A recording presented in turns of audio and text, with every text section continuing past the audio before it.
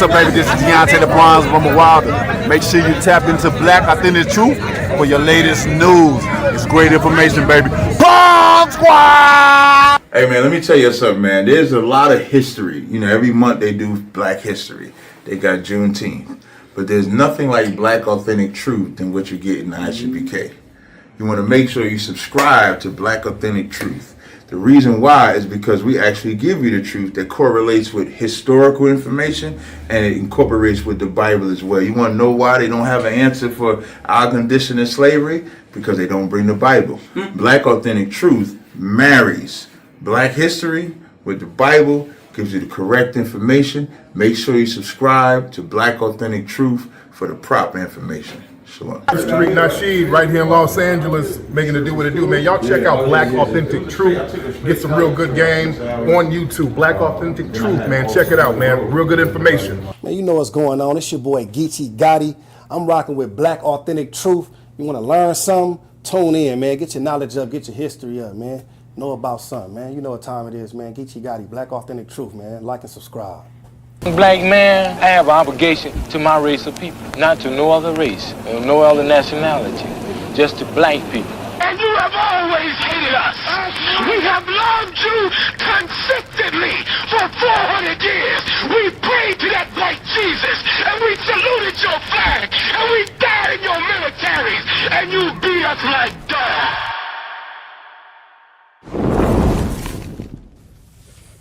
This is Black Authentic Truth.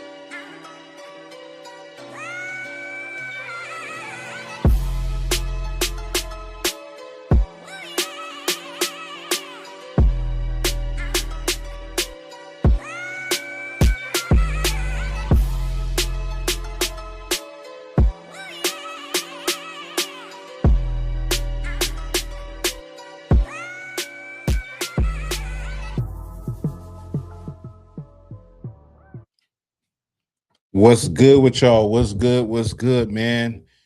Black Authentic Truth, Thawahgabar in the building, man. How's everyone doing? It's Sunday once again. It's a nice day in Southern California. It's a little hot. It's on the hot side. I ain't gonna even lie. It's on the hot side. Yeah, you read the title right. We're gonna go into it. I'm gonna go into the fact that there are a lot of things that we support that you can't say that you want to see the betterment of your people if you support them. Like it just doesn't click. It's not making any sense. And we're going to make it make sense as I get into that. Also, I got one story. I'm sure some people have heard about this story with the 14-year-old that was chased down. There's a trial going on right now. This 14-year-old was accused of taking a bottle of water, chased down by the Asian store owner and his son, and shot in the back. So I'm going to talk about that. I'm going to play that video, talk about that, and then I'm going to go into the topic. This is not going to be a long live, but it is going to be beneficial as far as seeing things from a different perspective, and maybe you will learn something. Okay. Like I always start out, I say, how is your Sunday going? Today, like I said, today in Southern California, it is I say it's probably like in the 80s, somewhere in the 80s. It's a warm day. It's a nice day, but it is definitely a warm day. And I'm sure it's going to get hotter. Okay, it's going to get hotter. So it's time to pull out those short sets and t-shirts because I know like when it comes to the Midwest and East Coast, y'all probably still got some cool weather. But out here on the West Coast, it's about to heat up. Okay, as it always does. So I start off by saying that. Yeah, that's about it, man. Uh, this has been a good week. It's been a productive week. It's always good to be able to get some things in, be able to handle your business.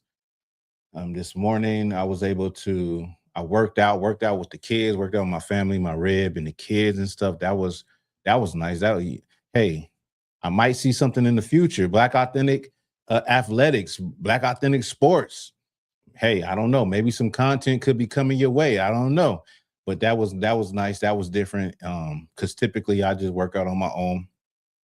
And yeah, man, it's just been able to get it in. So I appreciate it. All the brothers and sisters that are tapped in, or you will tap in later. And I'm basically, when it comes to YouTube and it comes to these videos and these lives, I'm gonna keep it 1,000 with y'all. I'm doing this because I recognize that there are people that rock with Black Authentic Truth, and Black Authentic Truth is now becoming a movement. It's going to become a movement. You know what I'm saying? And so I do these live videos out of appreciation for the people that follow me. It's out of pure appreciation. I don't get no money from it. Okay. But it's out of appreciation. And not to say that I don't have a passion for what I do, because y'all know I do that. You know I got a passion, but when you got a family, you got to strategize your time between going to work, doing content. And lately, I just been like, moving things around in my mind at how things are going to work and future plans and things of that nature, and saying, well, what's the point of the live? What's the point of me going live? I could be doing something else that's more beneficial. And so I look at it like, okay, this is something that I'm doing that people enjoy. People like to watch, people tap in. And even if it's just a core 100 people, I appreciate that. And I see that and I recognize it. And it's why, I'm here today, because I got some things I got to do later on tonight. So it's kind of like, people will say, well, damn, and I got to go to work tomorrow. So people be like, man, I'm trying to get my rest. I'm trying to chill. But I'm like, oh, nah, man. Gotta bring that energy, man. I gotta bring it. It's some people that's waiting to see a Black Authentic Truth live. It might not be you, it might not be somebody else, but I know that is a core group of people that rock with me, that support me, that love what I'm doing. And that's why I said Black Authentic Truth is becoming a movement, because I'm working right now on some designs, some shirt designs. I'm going to be at a Juneteenth event in like 2 weeks. So I'm working hard on some shirt designs, not just for that, but in the future. But going forward, I'm going to be coming with some stuff, you know what I mean? And just putting my heart and soul and my energy into that thing as far as designing, because this is something that I haven't been doing lately. I talk a lot about it. We got the online store, but I haven't actually put the talent, the heart, the soul, the blood, sweat, and tears into designing more designs, and making something that everybody can enjoy, and also connecting that with the heritage of us, because Black Authentic Truth is about the authentic history, past, present, and future. So that's what the t-shirts are. Right now it's just t-shirts, but that's what it's going to be geared around. Of course, like the one I'm wearing, back to authentic history. You know what I'm saying? This is from me. This is my design, heart and soul, my creativity that I put into this, and so many people love it. And as I rework this website, you're going to be able to get exactly, because it's not on the website, you're going to be able to get exactly what I wear, what I rock, so we can be connected, so we can be Black and authentic together, right?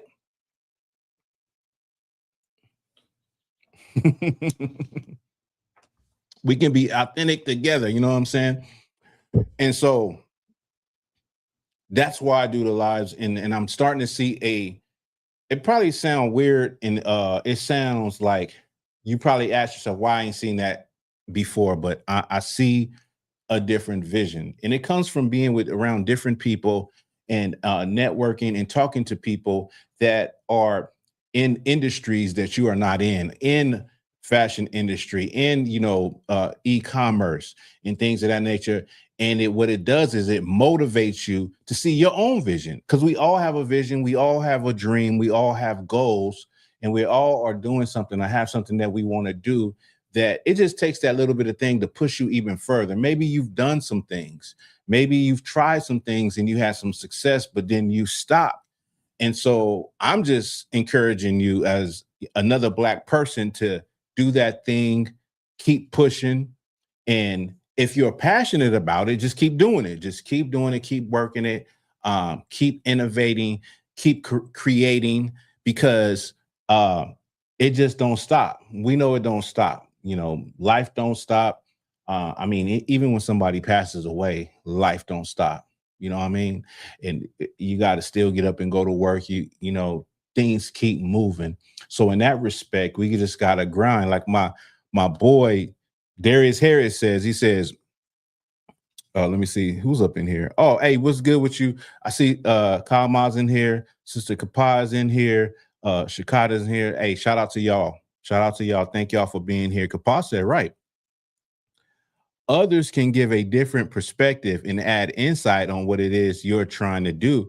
Yeah, and you never would have probably looked at it that way. Maybe you have, but that's why it's so beautiful to be around people in different walks of life and hear their story. I hear their experiences. I hear their their down moment.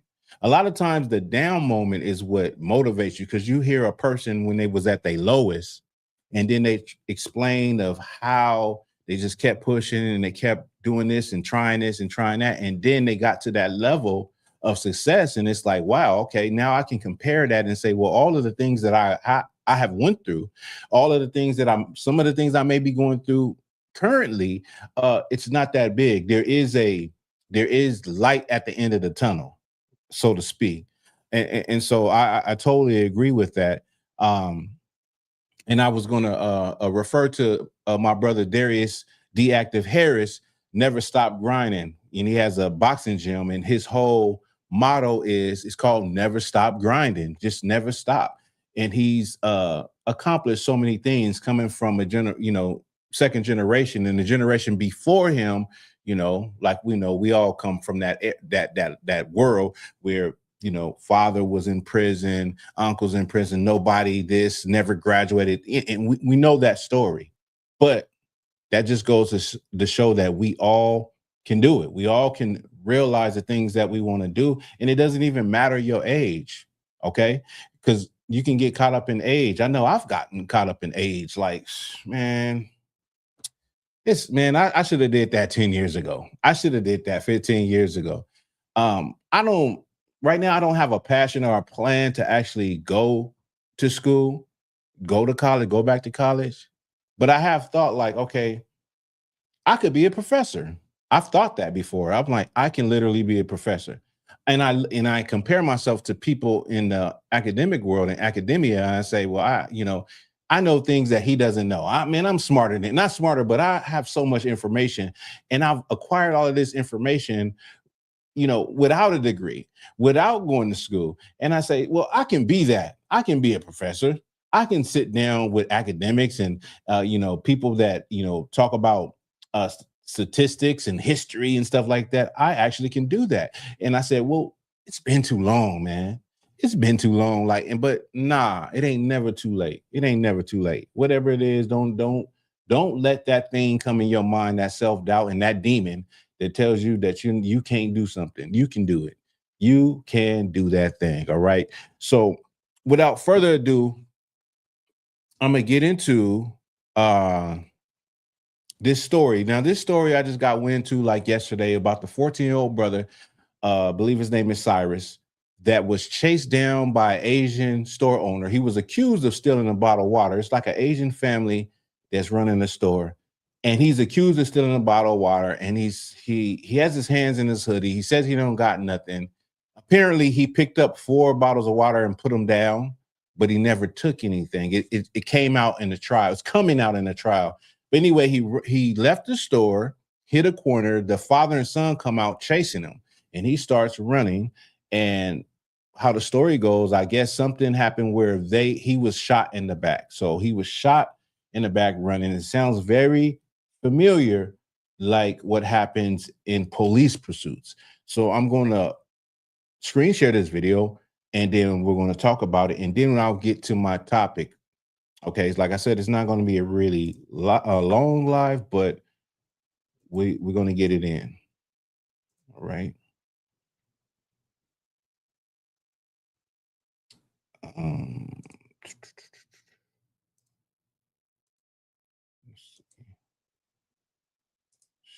Screen.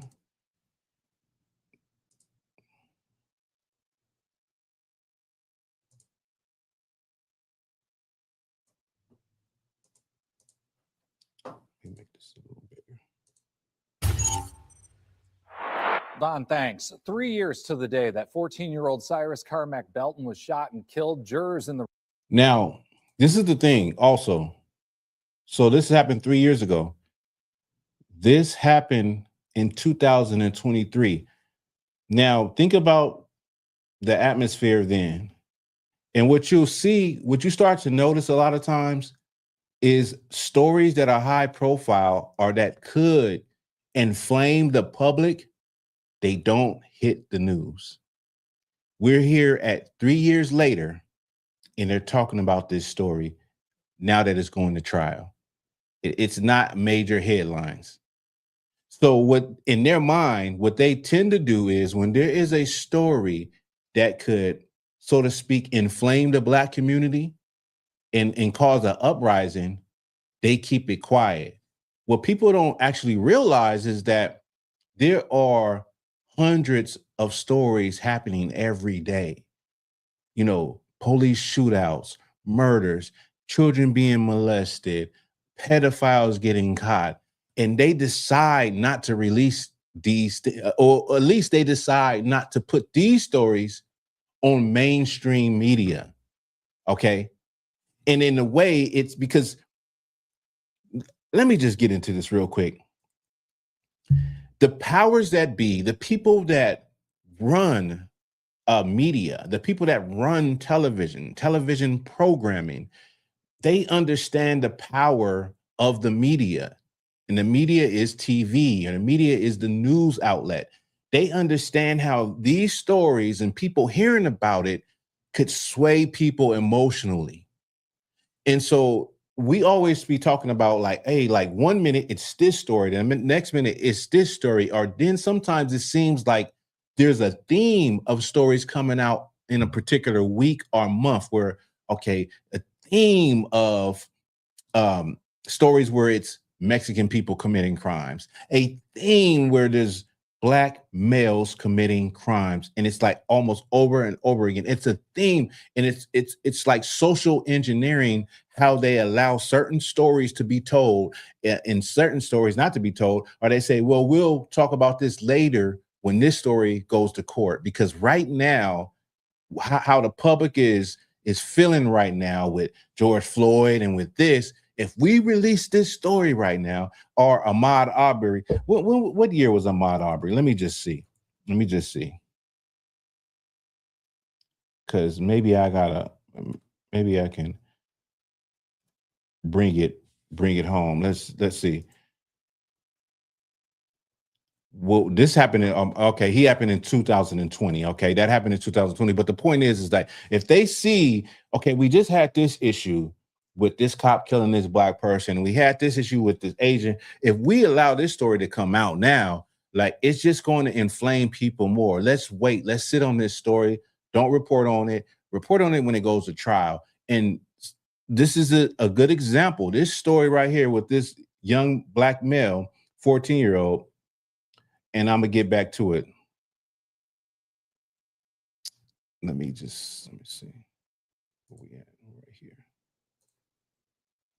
Rick Chow murder trial are now seeing exactly what happened inside that convenience store. They are indeed. Prosecutors say that Chow, the former Columbia store owner, chased Carmack Belton from his Park Lane Road store back in May of 2023 and then shot him in the back over bottled water. The defense asserts that the teen pointed a gun at Chow's son Andy and that Chow responded by firing the fatal shot.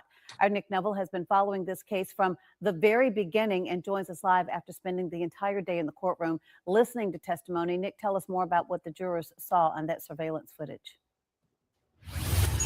Judy, through multiple angles, jurors saw 4 bottles of water that Carmack Belton picked up, and he put each one back in the water cooler. He's then confronted by Andy Chow and Alice Chow, Rick's wife, before that chase ensues. The state says this tells the whole story, and the Chows escalated this situation.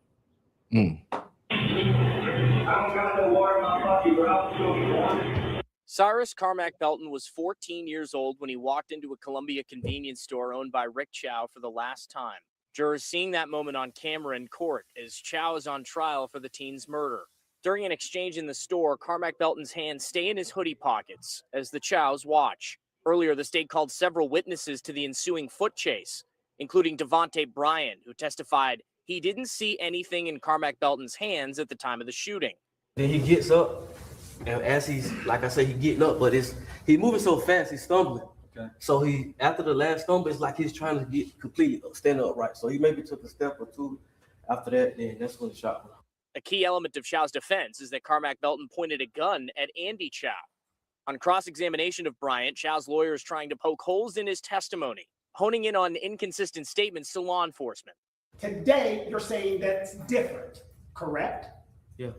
You have met with law enforcement, solicitors, everybody in between those 2 times, yes? Yeah. And we realize the first thing that you said about shot on the ground is not possible. No. Prosecutors asking one of the RCSD investigators on the case, Tyma Jordan, whether all of this could have been avoided had the Chows simply called law enforcement when they suspected shoplifting. What if a suspect, you had multiple camera angles of their face, high definition videos of their face, you had their shoe. What if they left behind 2 cell phones? Would that help you in identifying that person if they did commit a crime? Would that be helpful to you? Yes, it would.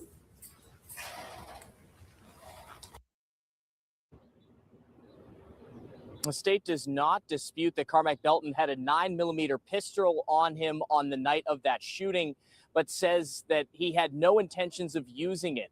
The defense also introduced their first piece of evidence this afternoon, a social media photo of the teenager where he's wearing the same clothes and holding that same gun. This was over objections from prosecutors.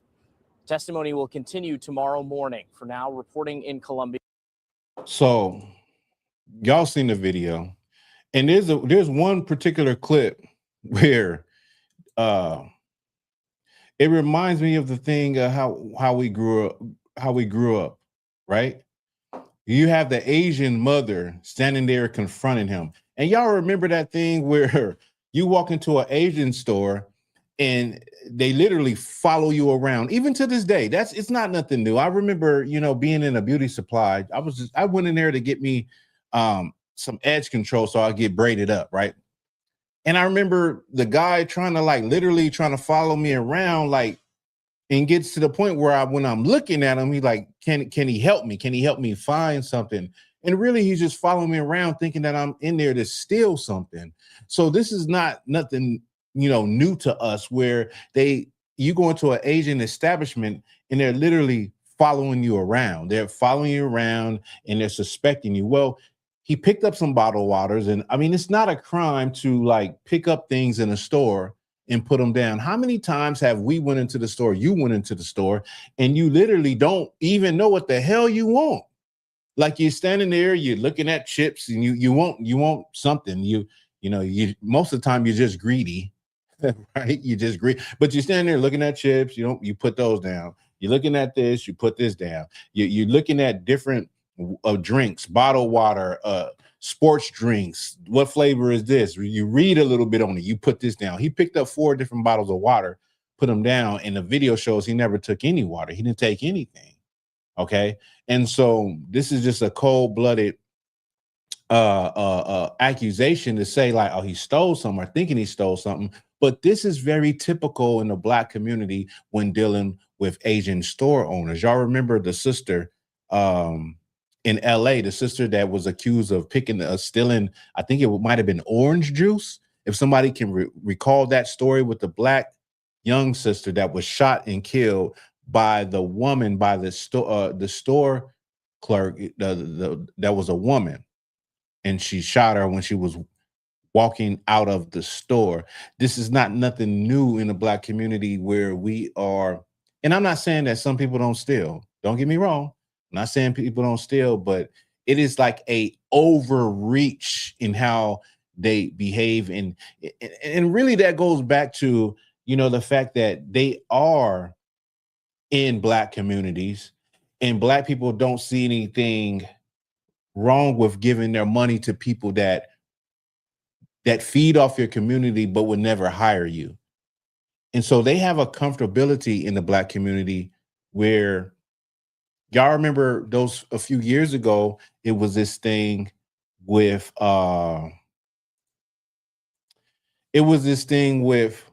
Black women being locked in a Asian beauty supply, and they beating the hell out of Black women, or they putting hands on them physically and not feeling any, like it's going to be any repercussions or anything they're going to have to worry about later on. That happened. It was a whole string of those.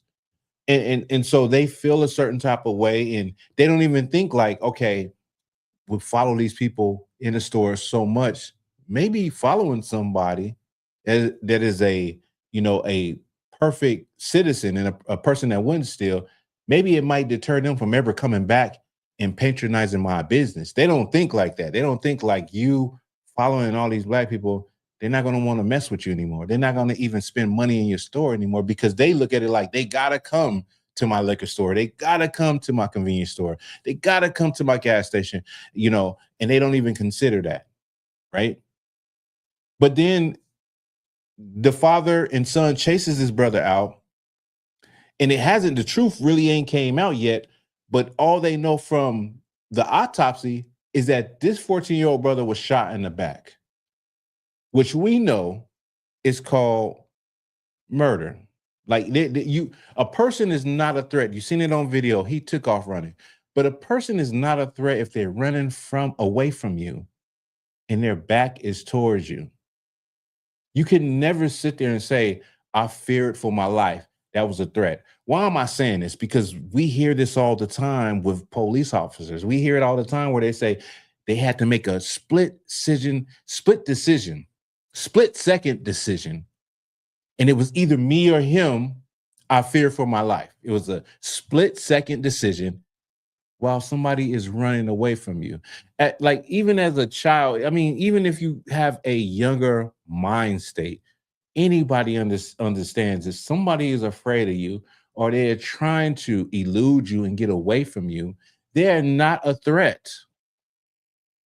How can anybody be a threat? How can a person, a dog, a cat, or I don't know, a wild beast, anything that is fleeing from you be a threat if it's running away from you? I thought that more distance would make you more safer. That's my take on that. But there's something else in here. This 14-year-old had a gun. Now they're trying to use that to say that they were in fear of their life because he had a gun.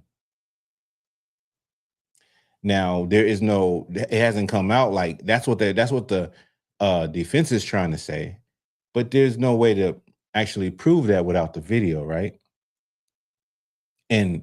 But you see in the beginning, he's running away. He took off running. He didn't steal anything. They're chasing him, and he took off running. He didn't, pull out a gun and start shooting at him. But I want to speak to the point that this is a 14-year-old. And this is something that you need to teach your 14-year-olds. Let me go back here to this clip. Let me let's see if I can just show.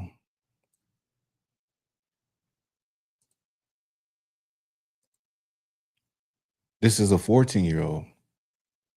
Looked like he's pretty tall too. He looked pretty big.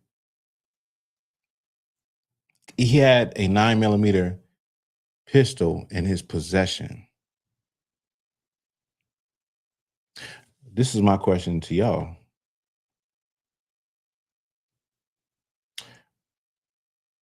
Why does he have a 9mm carrying it around, walking around as a 14-year-old? Why? Why? Now I'm looking at him and I'm just assuming this brother. Let me see if I can find a picture of Carmack. Okay. Carmack Belton.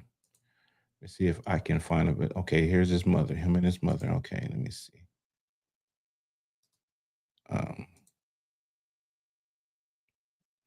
I guess you know.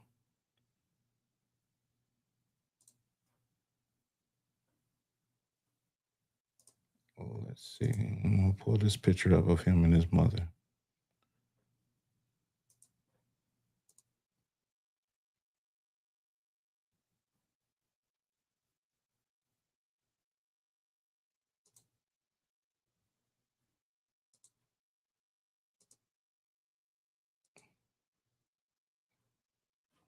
Let me see if I can blow it up for y'all. This is the brother with his mother. Young brother, young man, about to be, 14 years old. You're definitely becoming a man, right? Window. Wait, I got it right here. Okay, there we go.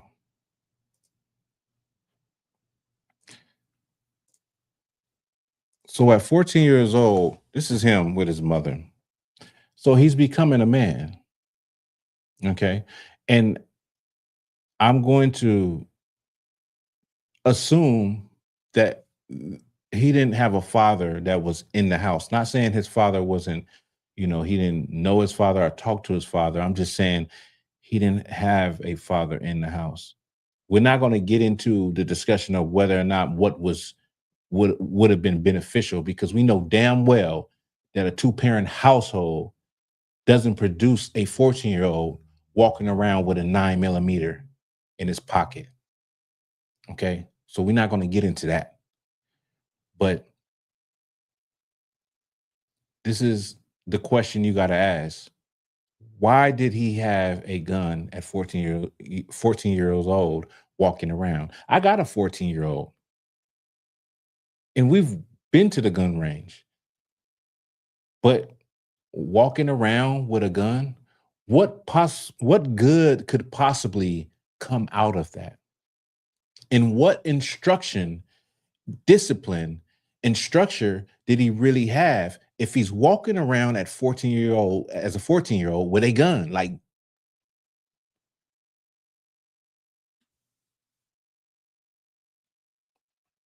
and so this is where we have to look. We have to look at the good and the bad.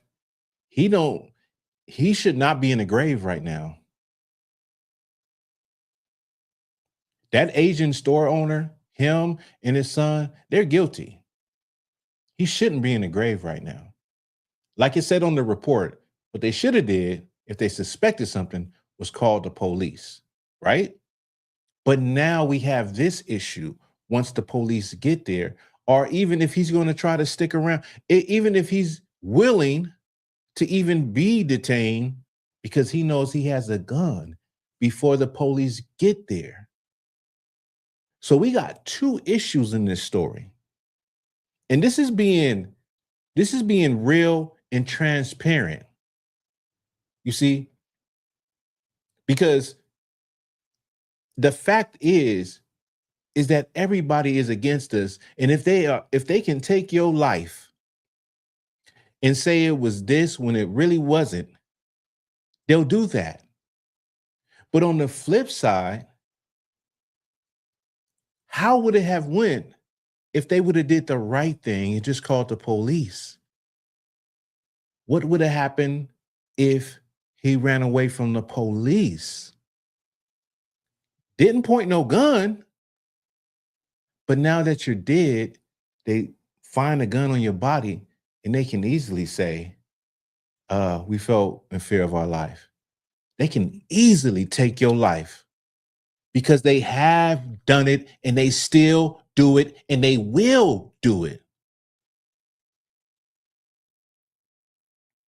This is where Black people don't understand that the choices that we make on top of the oppression makes us choice prey, makes us the perfect people to take out, to ridicule, to hate on, because it just looks like something when really it's not really that, but our poor choices and our lack of understanding.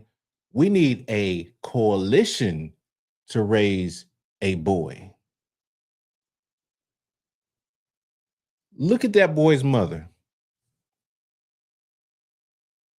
Well, it's been 3 years, but you know, she's probably still going through it because the trial is going on right now. She's going through it. Remembering her baby. It looked like he was an only son. 14 years old, handsome. Looked like he would have had a good, he had what is it? What was the word I'm looking for? The possibilities, for lack of a better term, but the possibilities were endless for his future.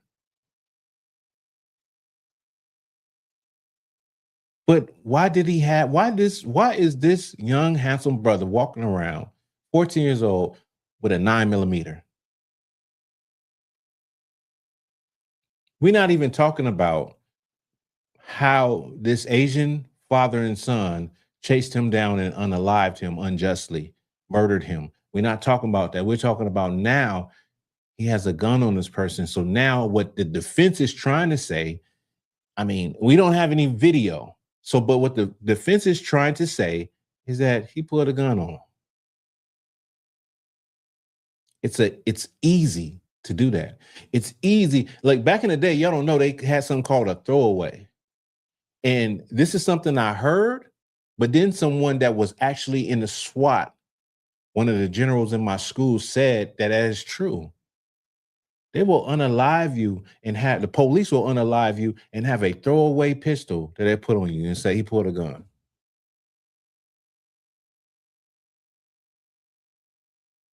This is just sad all around, man. It's sad all around. It shouldn't have had happened.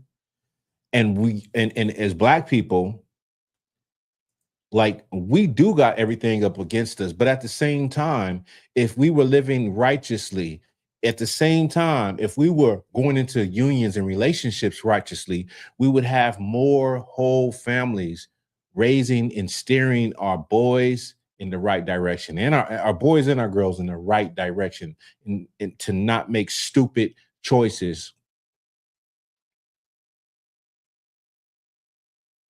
to not act a fool when you get out there in public, not try to show off in front of other children.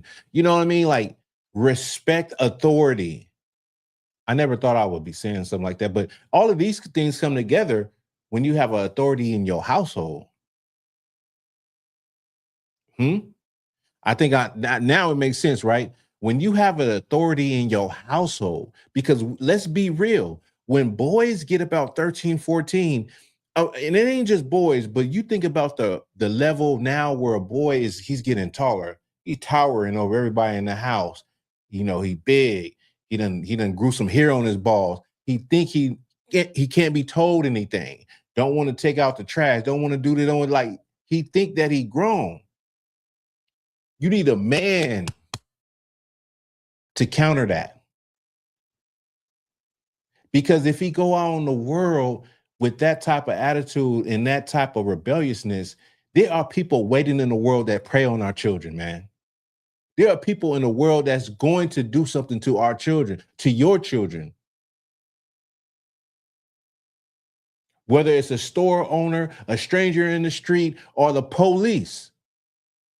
You public enemy number one. So you need to teach your children how to move in this world, how not to do stupid shit. And we lost that. We have lost that because now everybody wants to make an excuse. Well, you can raise your child like this, but it don't mean they're going to turn out like that. That's bullshit. You just lazy and you make excuses for your stupid life.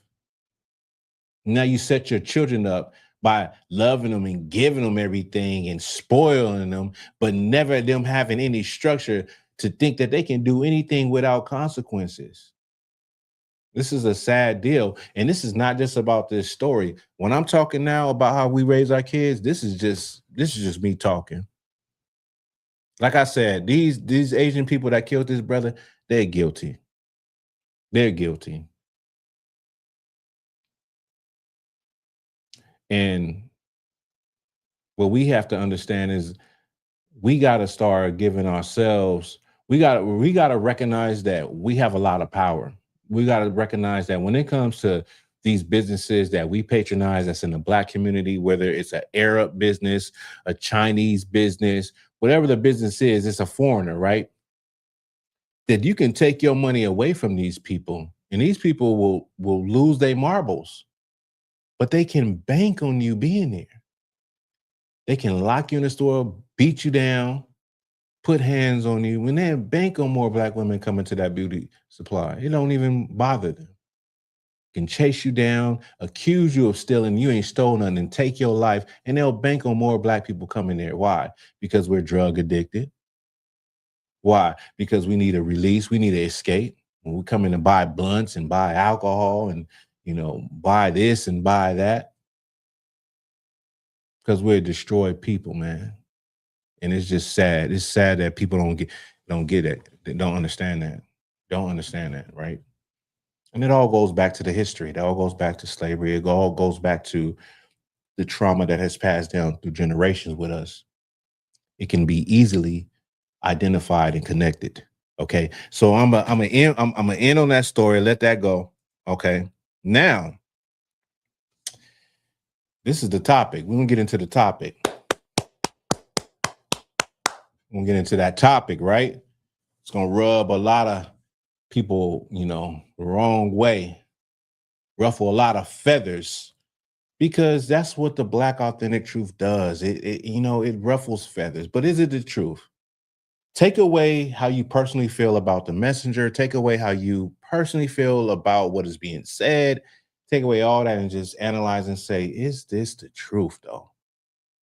And that's what I do too. I gotta be, when people say things a lot of times, I'm very objective to what they're saying and I'm listening, like, is what this person is saying, does it have any truth or validity to it? And if it does, I have to agree with, yes, it does. Now, how they're saying it, how they deliver the message, I may not agree with that, but I'm looking at what the point they're making. I'm like, okay, that is true. That's the truth.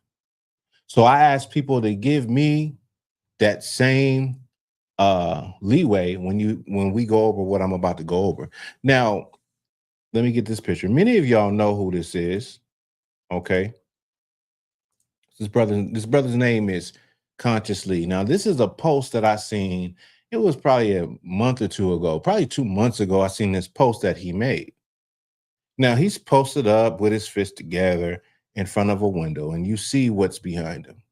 And I'm just going to read out some of the things. It says, pro-Black, pro-brown, pro-weed, pro-queer, pro-choice, pro-trans, and it says pro at the bottom, H-O. I'm thinking pro-whore. I don't know, right? But the ones that I can read, it's enough. It's enough for me to understand his stance as a Black conscious person, like a Black person that is conscious, that knows what's going on in the world, that knows what Black people are up against, all of that stuff. And there's many Black people that believe the same thing. Now, the title I said is, can you be pro-Black and champion these things that this brother is talking about. Now, I will say I agree with everything until after number 2. So he say he pro-black, he pro-brown. Cool. I agree with that. And I'm not this. I want people to know this is not just towards him. This is not about him. This is about what this image. But this is something I've talked about plenty of times. If you've been rocking with me since 2019, you've heard me talk about, the stance that we have for being pro-black in comparison to the other things that we support. So when you talk about, let's just go with pro-weed. And I'll say pro-drugs.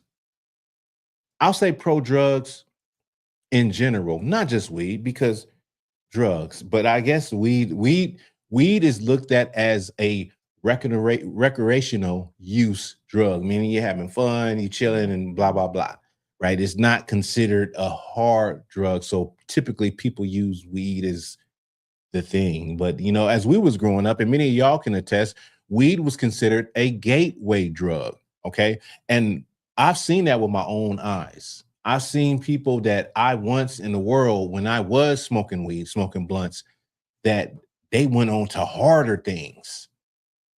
Yeah.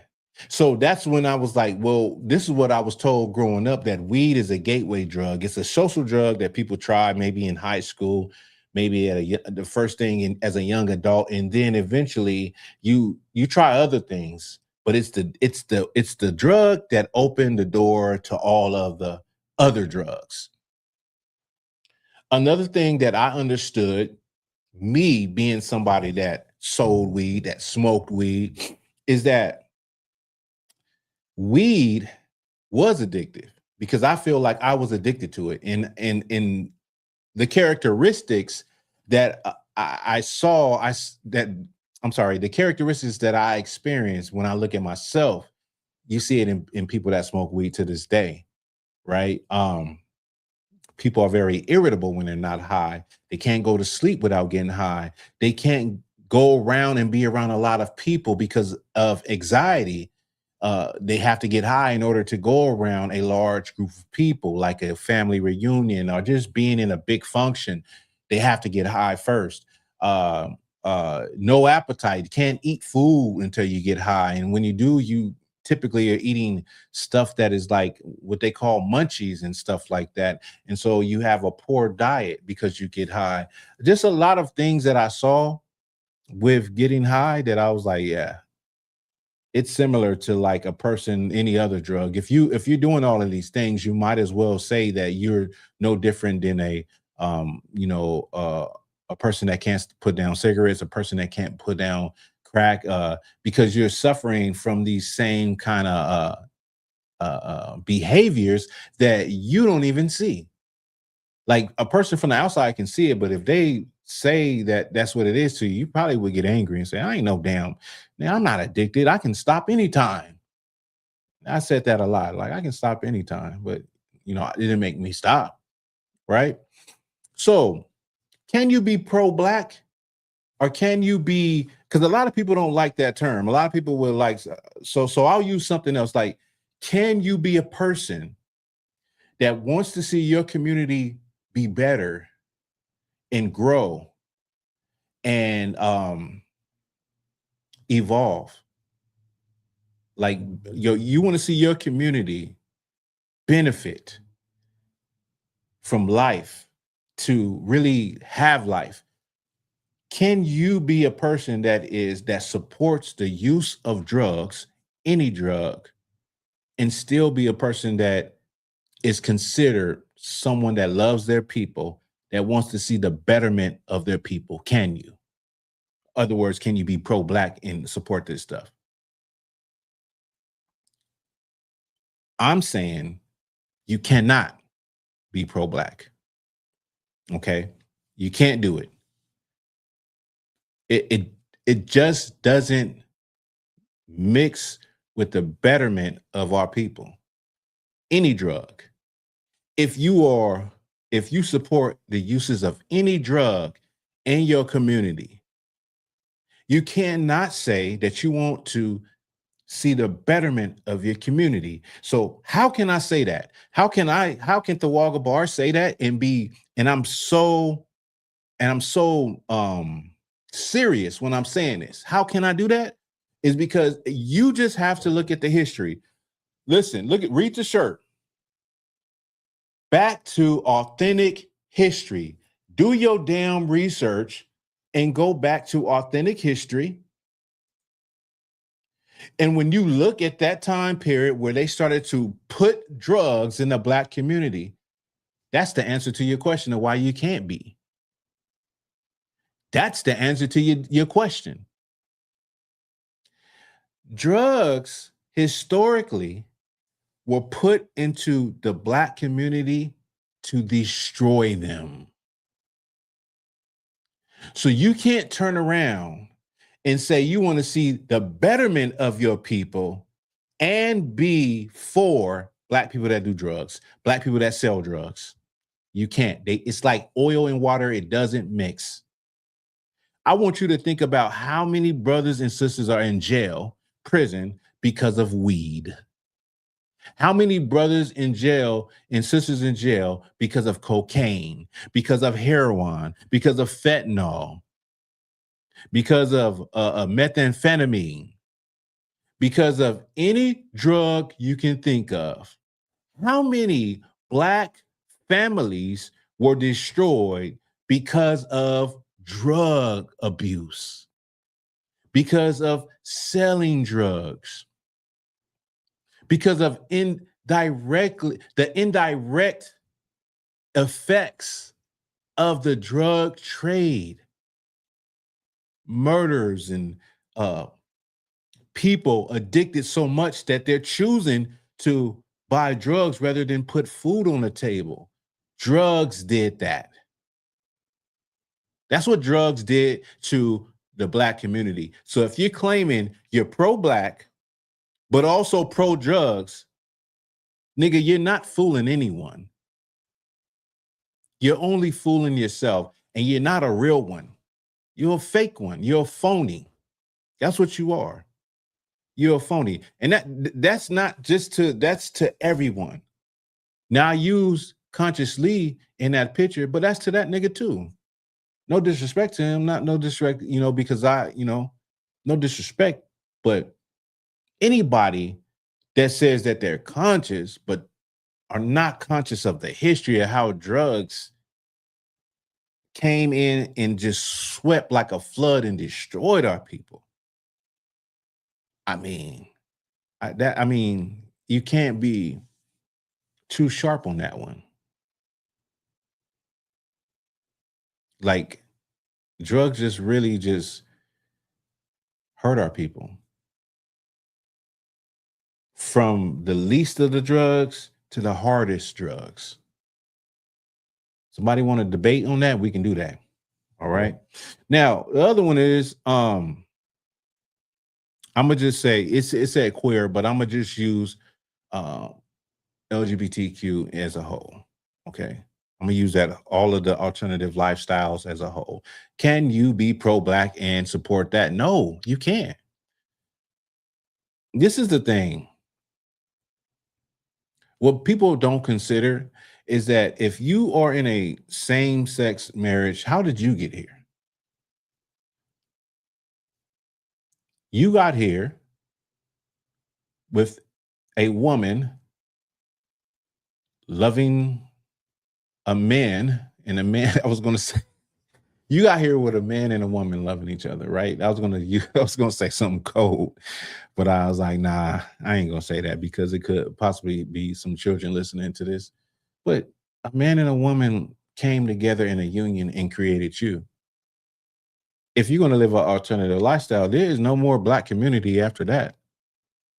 There's no more Black families after that. Like, you can't make any more Black families. So you in support of something that says, stop making beautiful Black babies and families and do this. And this whole thing is based off of sexuality. It has, you know, it reduces these people to their, you know, sexual organs, because that's what the lifestyle basically is. All you have to do is just look at the things that they do when they want to promote it, as far as outside the parades and stuff like that. That's what is promoted. And so people will tell you like, oh yeah, this is real love. But as Black people, the greatest love that we can have, the greatest love I feel I can have as a Black man, is for a Black woman, for my Black mother, for my Black father, for my Black children. And creating generations of the same, because I can create generations of the same. Right now, I can create a boy. I can create a girl. I can do that right now. I have the ability to do that right now. Of course, not by myself. I need a woman, but it can be done. Okay. And I can create a beautiful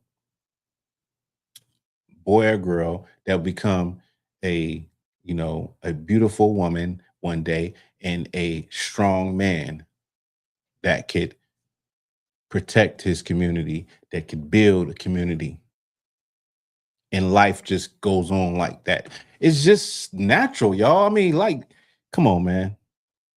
And so I'm like, no, you can't be pro-Black and you support any of this stuff, because it was thrown on us right after the civil rights movement. And today, that movement, those sexualized movements, actually get more things done and passed and respect than Black people do for civil rights. All right. And that's historical. Once again, go back to your authentic history and look at the history, look at the timeline. I did a class that was like over 2 years ago, when I spoke about the sexual revolution and all of the movements that came in after the civil rights movement, and Black people begin to follow them. Women's liberation movement, the gay movement, the lesbian movement, the love movement. The list goes on with all the movements that was going on during the 70s. It's crazy. Just go and look at it. Go and look at it. But eventually Black people start to follow these movements. So here we are today, which it doesn't help us. Once again, it doesn't help the betterment of our people. It's more of a distraction, something that took us off rails. For what the real fight was civil rights, basic human dignity, and being treated in an equal fashion, right? Now, let's look at this other one. Pro-choice. Now, the other one was what? Pro-trans, and then look at the one under it. Looks like it's pro-ho, which is crazy. That's devastatingly diabolical work right there. For this brother that's supposed to be conscious to be standing there and like he's in solidarity. It's goofy. It's corny. You know what I mean? Like, when you really know the destruction that happened to Black people, man. I mean, but we live in a day and age where people align with everything in order to get along with everybody. And I'm just not willing to do that. I'm not willing to go against what is righteous for what the world and what people will approve of you of. Like, no, nah. But getting back, pro-choice. Now, this one is controversial. It's controversial, pro-choice, but let's talk about it. So being all of these pro, but not pro-Black as a Black conscious person, that would be crazy. But then to throw it on top of all of those different things, like, nah, I just couldn't do it. I couldn't do it, y'all. But I understand some people, they just don't see things the same, but we can see the results. Like, we can see the results. We can see the history. So that's why I be like, it ain't no excuse other than people just wanting to get along with everybody.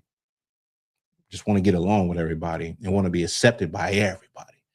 Don't ever okay, I'm not telling people what to do, but don't ever be a black person that you will compromise what you know is right and what you believe in to be right in order for people to accept you or get along with you, or what you see on social media. A lot of people do this in order to get more followers, in order to get more people to, come together and follow you and make more money and grift people and for their support. I'm not doing none of that. I would never do none of that. Okay. Paul said that's confusion and contradiction. It's a contradiction. It is just confusion and a contradiction. And you ain't 10 toes on nothing. It's like a politician. A politician is not 10 toes on nothing.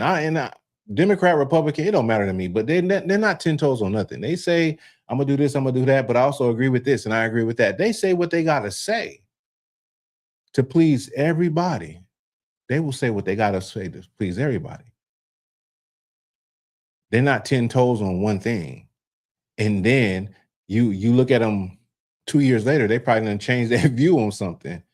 Well, yeah, I was against this, but now I'm for it, just to get people's votes. So that's how you can't be like that in real life. Politicians is greasy, but as a person, you should have a foundational, you should have an understanding that is foundational and a belief that is foundational, or what is right and wrong, and things you won't cross and things you would never do. Well, when it comes to the politician world, they don't have that. When it comes to social media content creators and a lot of regular people, they don't have that. They're swayed by whatever they see that people agree with. They're afraid of people. A lot of y'all are afraid of people. You're afraid of what people might say. You're afraid of people writing your family. Like if you was to stand on something, you're afraid of what the reaction would be. So many people live in fear of what other people think of them. I don't live like that. I don't live life like that. That's crazy. But getting back to this abortion, he said pro-abortion, right? If you're a black person that says you are for the betterment of black people, you're pro-black and all of this, how can you say you're pro-abortion? It's like oil and water. It doesn't mix. Why? Why am I saying that? You got to get back to the Black authentic history. You got to go to history to find out why I'm saying this. A lot of you niggas don't even know your history. Excuse my language, but a lot of black people don't care about their history, and they're doing things and they don't know why they got to the point that now they're doing them. Are they accepted because everybody else accepted? Because most people are followers. Most black people are followers, or they don't want to ruffle any feathers or make anyone upset. And so they agree with everything. Okay. Now, when you talk about what abortion is, what it is now, or the idea of it is not what it was in the past or what the history is. You got to do your history on Margaret Sanger, the founder of Planned Parenthood, and the things that she said. The things that she said were so horrible. And now that we in a time where people are learning that modern day Planned Parenthood tried to distance themselves from some of the statements that she made because it makes them look terribly bad, right? Go look that up. And Margaret Sanger was a eugenicist, and she went population control, and she learned from scientists in Nazi Germany, and the Nazis was trying to think of a way of how they can make a superior race, a super Aryan race, white people with all the good characteristics of a white person, right? They was trying to come with a way to make a superior white Aryan person, blonde hair, blue eyes. And you got to weed out the undesirable people. This is what Margaret said. She said this. She said, you want to weed out the undesirable people, like, sickly people, people with disabilities and stuff. You want to just get rid of them. You want to get rid of the people who are alternative lifestyles. You want to get rid of them, and black people. That's how Planned Parenthood started. Today it's called pro-choice. Today it's like What are you saying? You saying that a woman doesn't have a choice of what she wants to do with her body? Now, with Black women, think about this, man. This is the same woman that was on a plantation. This is the same woman that would never unalive her baby in slavery, in the worst time possible to have a baby. Am I making sense to somebody? In the worst time possible to have a child was in slavery. They wasn't unaliving their babies then. And I want y'all to just walk with me with this. It's not revolutionary for a woman or anybody to have a choice to do anything. It's not revolutionary for a woman to take the life of their child or abort the life of their child. That's not revolutionary. People have always had that choice. You get what I'm saying? What has ever stopped anybody from having a choice to jump off a bridge, to having a choice to jump off a boat into, the raging ocean, to have the choice to run over hot coals? People have always had the choice. That lets you know this is more about indoctrination, okay? And what this does is, subconsciously, what it does is tell a person, because I can do this, I can do this, and I can live this way because I have a buffer. So yes, I can have casual sex and, be irresponsible. But if I do get pregnant, I have a safety net. That's all it really is. Because people have always had the choice to do whatever they wanted to do with their children, with their body, with their own life. You could take their own life if they wanted to. Nobody is stopping them. Nobody is ultimately can tell you to do anything. You're free to do anything. You're free to run in the street and get hit by an 18-wheeler. You're free to do whatever you want to do if you decide to do it that it would be detrimental and it would be devastating, but you're free to do it. But if you're a Black person that's saying, I'm pro-Black, I'm Black this, yeah, and I support this, you really ain't about your people. You really don't love your people, because seeing the betterment of your people would be seeing babies being born, seeing babies grow up with their mother and their father, seeing Black people make better choices before they even get to that point. You remember when we was growing up, when they was talking about, I used to feel this even as a young man, when we learned in school, in the little education classes, the sex education classes, they say when a woman gets pregnant, it's over. Your life is over. And they used to not just put it on a woman, they put it on a man too, because they'd be like, now you're responsible for a child, and now you can't do the things that a kid will be doing, like in high school, anymore. I don't know what it is now. I don't even know if they teach that stuff anymore, but it used to be where you knew, like, damn, like it would deter a lot of people. Not saying a lot of people still got, kids got pregnant at 13 years old, a lot of them, you know what I mean? But typically it was a deterrent to know, like, this is, your life is over once you're pregnant, you know what I mean? Now this new age is more like you can do what you want to do, do this, do that, and you got a safety net. But when you look at the numbers, we're talking about 300,000 Black babies per year. I mean, for the people who are the smallest population in America, I mean, how many of those babies would have been the next, innovative doctor, scientist, lawyer, or whatever they could have been, a credit to their race? Who knows, right? Possibilities are gone. Possibilities are unknown. But you can't say that you want to see the betterment of your people, you want to see the community grow, when historically this was used to eliminate your people. Now it's used, they did a play on your head and said, oh, it's for pro-choice. And you have the choice. They're trying to say that you can't do what you want to do with your body. You see how they done flipped it on our people, on our women? They done flipped it. It was used to get rid of us. Now it's used to in a twist, like, yeah, you can do this because you got the choice to do it. Our women never was thinking about that. Margaret Sanger said, let's use the pastors to communicate to the Black community, meaning they were going to use pastors, religious people, to communicate abortion, like, this should be the right choice, to advertise it to the Black community.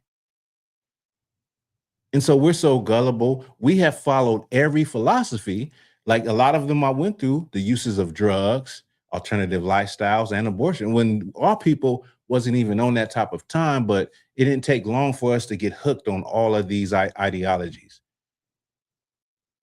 When you go back to slavery, this is the same woman whose baby would be ripped out of her hands. You think she would have aborted her child? Hell no. Ain't nothing new under the sun, y'all. Nothing is new under the sun. But they put a cold twist on us. The brother said this: the war on drugs is a war on us. Yes, the war on drugs, it was a war on us. Go do your research. One of Ronald Reagan's, one of his assistants? Somebody that was tight with Ronald Reagan, working in his cabinet, came out and said in an interview, the war on drugs wasn't a war on drugs. It was a war on Black people. Literally, it was a war on Black people. The same time, and that's funny because I'm making a shirt, a Say No to Drugs shirt, you know what I mean? But I'm trying to make it fly, make it to where, it'll look a little fashionable. But this, at the same time, Ronald Reagan's wife, Nancy Reagan, was pushing the DARE program, or the Say No to Drugs program, in this public schools, Ronald Reagan was running the Iran-Contra scandal, where they was having the CIA bring drugs to Freeway Ricky Ross in South Central Los Angeles, and these drugs was going to the streets of Los Angeles, of Chicago, this cocaine. So the biggest pusher of drugs have always been the white man. When you got the commander-in-chief pushing drugs into your community, the commander-in-chief of America was pushing drugs into the Black community to destroy them. That is a cold twist of reality to think like that. Now, I want you to think about all the children that grew up and said, Black children that said, one day I can be the president of the United States. I can be the president of the United States. Meanwhile, the president of the United States is pushing coke into their communities, destroying their communities, and many of them got hooked on that same coke and destroyed their families and ravaged their cities. Diabolical, right? But anyway, y'all, I'm about to wrap it up. I appreciate brothers and sisters for rocking with me. As always, man, I try to bring something a different perspective. I don't have any history. I didn't have a Black Authentic Truth history story today, and I didn't have that quiz. But definitely, we always locked in to our history. We locked into the Black and authentic truth about who we are, where we come from, our history, past, present, and future. And with that, man, I'll see y'all next week. Peace, man. Y'all stay safe, all right?